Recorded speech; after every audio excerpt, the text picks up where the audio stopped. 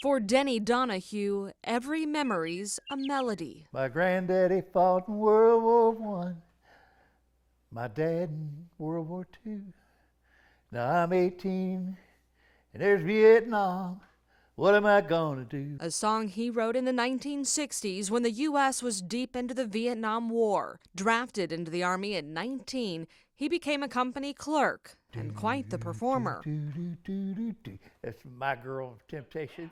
Donohue found time for music just about anywhere, including the showers at Fort Hood. We didn't have any instruments, just our voice. It was wonderful, if I may say so myself. Not so much me, those other guys, they were, of course, they're butt naked in there, singing background to My Girl. They received so much attention, they were asked to be a part of a men's chorus. And they traveled around the country entertaining the troops. It was the perfect gig for a musician, and a much safer one than the alternative. The next night, my mama calls at the wee hours of the morning. She said, please, Denny, please, honey, don't volunteer.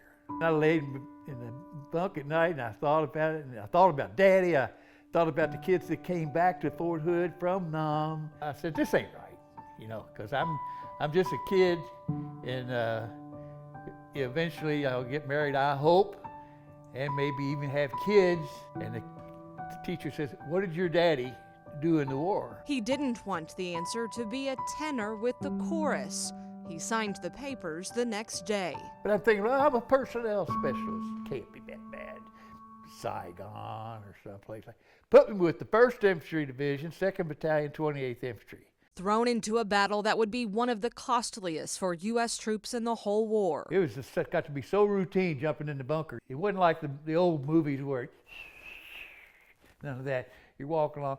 Yeah, I played baseball in high school, We got hit pretty badly one time, and I was taking roll call of the guys, and I finally got to Terry Lawrence, I think it was. But he didn't answer, and I said, anybody see Terry? He said, he was right behind me or whatever, Yeah, he was 2 bunks down. I could hear him running behind me, well, and he was laying on the ground, and his arm was cut off here, and he had that radio in his hand, little transistor. He was still holding it when he got blown up.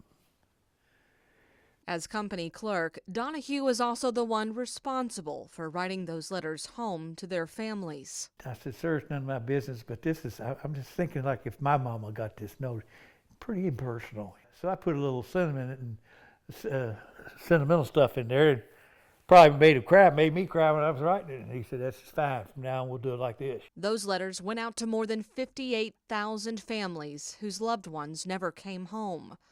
Donohue was one of the lucky ones. That's when I landed at Stanford Field back in 1967. And that's my mama. I'm holding my shaving kit, and that's my mama giving me the first hug, And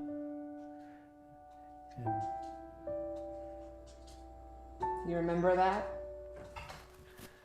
like it was yesterday morning. Brooke Hash, WHAS 11 on your side.